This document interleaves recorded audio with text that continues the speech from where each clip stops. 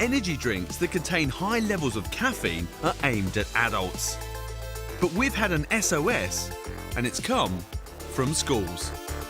When we were kids, imagine us on energy drinks. We already had enough You didn't have energy. to drink anything to give you energy. But it seems to be a growing thing. It's crazy why they're in schools, though. I mean, these drinks aren't made for kids, but they're buying them and taking them to school. Absolutely, and people are selling it to them as well. Do you know what? We need to check this out. I think that's a yes. There is evidence to show that despite not being recommended for children, high caffeine energy drinks are increasingly being consumed by our kids.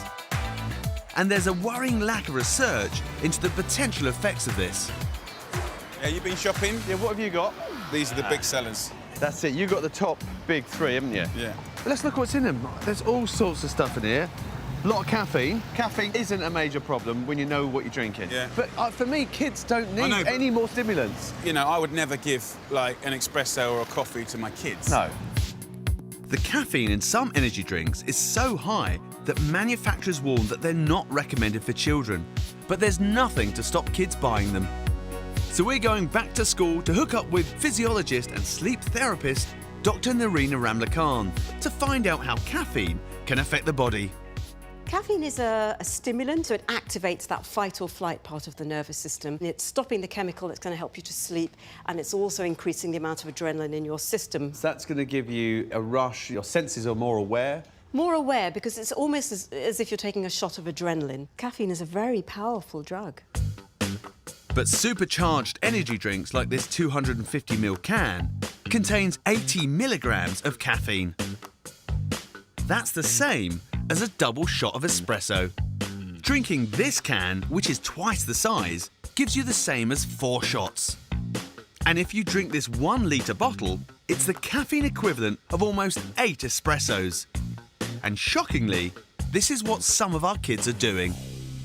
A study showed that 13% of 10 to 18-year-olds were drinking a litre of energy drinks in one sitting. Wow. So my belief is that too many children are running on the wrong type of energy, which is having an impact on their health and their ability to learn. But as a professional, do you see this as a worry? I do. Children shouldn't be drinking this stuff. Simple answer. I mean, the typical scenario that I see is a fatigue cycle. They go to bed at night and they can't sleep. They're tired but wired. So even if they do sleep, the sleep is on, it's very edgy and they're waking up a lot. They wake up feeling exhausted, not wanting to get out of bed. What they do want is the energy drink. With a worrying number of children drinking these, we've asked the school to get together some energy drinking students to chat to us. Who in here has energy drinks? How young were you when you had your first energy drink? I started when I was like 11. 11? How old were you, darling? 10. 10? 4. 4? So how often would you be drinking energy drinks? I'll probably have one in the morning, then I'll have one at like midday, Yeah. then I'll have one before I go to sleep. Before you go to sleep, You have breakfast, lunch and dinner Yeah. with energy drink? do you have good quality, uninterrupted sleep? Yeah, but I wake up at like 2 in the afternoon. OK. So, anyone else? Maisie? Well, I have like 2 in the morning, like the small cans, and then Yeah. I have a Boost. Yeah. But I see you're drinking water there. Oh, that's not water. What's that? This is a Merge.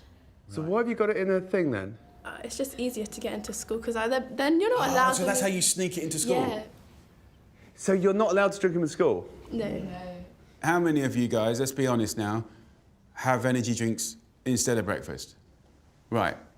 All but one. Do you feel that you need your hit of energy drink to function? Like, if I don't have it, I will probably fall asleep in class. I would just not focus at all. So look, you don't ever in life get a high without a low. Do you guys feel when you kind of are crashing?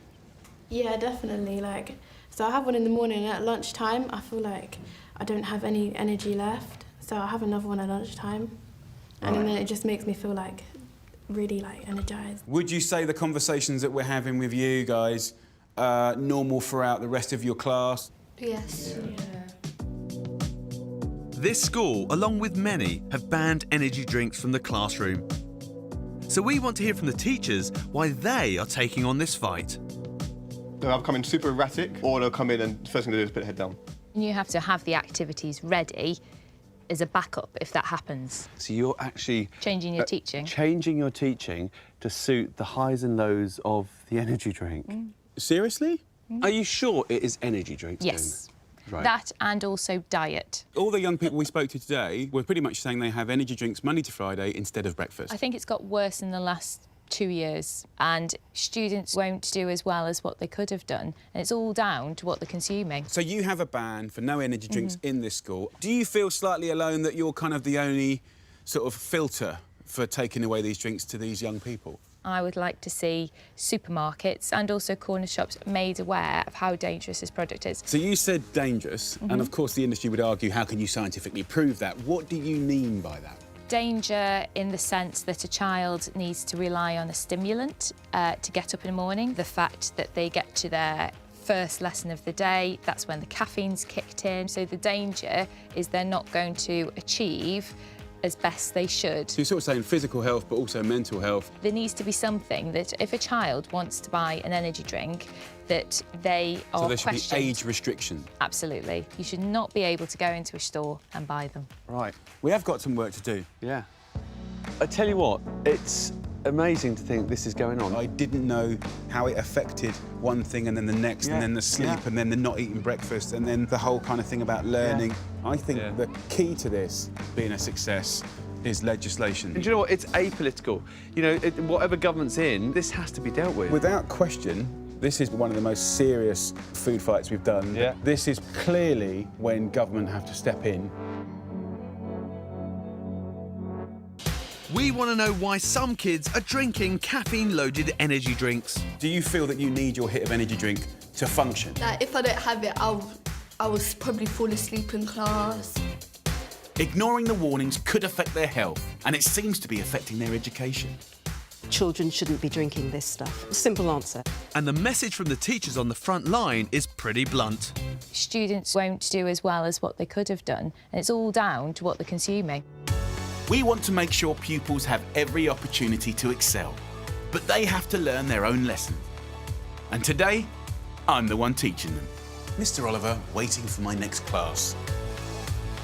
I want to see if they're up for swapping their energy drinks for a caffeine-free, healthy alternative. Good old water. Now, it might be a bit on the dull side, but I want to supercharge it with natural flavours to make the taste buds sing. I'm just going to show you. A few slices of strawberries makes all the difference. Get a little grater, and if you grate it just a little bit, that'll completely transform that. If you've got things like a zest of lemon, right? Most people throw zest in the bin, right? Just bend it up, put that in. That's nice. I've got ginger. Who's tried ginger before? Oh, it's really refreshing, super good for you. You know, you can get a tiny bit of grated ginger, right? Even that amount. Like, you'll taste it, right? It's just really fresh. Get some ice cubes in there. I've frozen some fruit in the ice cubes. There's loads of ingredients here, and you don't need a lot to make a big difference. Let's see if you can make your own. I'm not expecting them to can their energy drinks overnight, Want some? but I'm hoping that a little education can go a long way. How's it going? Look, mine looks pretty now. OK, nice. Right, lids on. Let's have a shake-up. OK, so you've all made a different concoction. Have a little try. You're not sure? Tastes like it doesn't really have flavour. So I think you can safely say that is a massive, massive fail. Big time. I actually think your taste buds has been changed. There's nothing in nature that can fight that. It is so strong.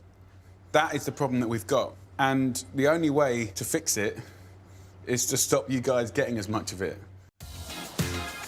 My idea for fruity water might have gone down the drain, but the students' response shows the size of the fight that we've got on our hands. So to stop more kids taking up energy drinks, we want them banned from sale to under 16s. This is the biggest one yet, Jim, and this is where the public have got to support us, be loud, be proud, and also get the government to actually act like good parents, do their job, and I think legislate. I think the key to this being a success is legislation. Yeah. Before we tackle the government, we're going to talk to an industry insider. So we've invited down Gavin Partington, the Director General of the British Soft Drinks Association, who represents the interests of many energy drink producers. How do you do, Jamie? How do you do? Nice to meet you. Jim, nice to meet you. Good to see Their you. code of practice says that energy drinks shouldn't be marketed to under 16s. I know the industry don't market to young people, but the kids think they do. The manufacturers that we represent were keen to ensure that there was a code of practice implemented on the product, not intended for consumption by children. We also, and this is not required, all of our members put on their products, consume in moderation, because it is quite clear to us nobody should be glugging can after can of this stuff, right? Your organisation got the industry to put that advice on the product. I mean, do you think that needs to be looked at again? Patently, those warnings are not getting through to children, and clearly I can see that we need to step up and potentially do more here to address this issue. The levels of consumption that you've spoken to me about today give me cause for concern and should give our industry cause for concern. Should government step in and just build clarity about selling this stuff to under 16-year-olds? It would be quite hard on a practical level to It still works administer. with the scratch card, though, doesn't it? It doesn't? Yeah. I wasn't aware of that. Yeah. If you're under 16 and you walk into a shop and you want a scratch card, you can't buy it. So it could there quite are- easily work like that. If there was to be a regulation, would prefer that regulation to be administered centrally by government so that it is the level playing field. I would be happy to go back to these companies and share with them your suggestion and your arguments. I'd also be very, very keen to share with them the reality of your experience here. So absolutely industry has a responsibility and we should step up to them and respond to your concerns. This might be the first step in tackling the problem, but we're going to take a giant leap. We've invited a Right Honourable Member down to the CAF, the Shadow Minister for Health, John Ashworth. It sort of feels like we got to a point now where, like, the subtle, small writing on the back that sort of makes it look like the industry's doing the right thing is not enough. I think it is time that we deal with this. We're beginning to deal with the sugar in drinks because of the sugar tax, but I think we should also now be looking at putting in place clear regulations about the sale of these drinks to children. But we really need some weight behind it. We need it to be put in policy, really. I think we can get it raised at the Prime Minister's questions. I think we can get it raised in House of Commons debate, and hopefully we can work together to deal with this issue. And obviously, you know, you're specialised in health at the moment, but I think this is an interesting one where health and education possibly might need to talk to each other, because this, weirdly, could be a lot bigger than any of us realise. Oh, God, yeah. This is a really important campaign.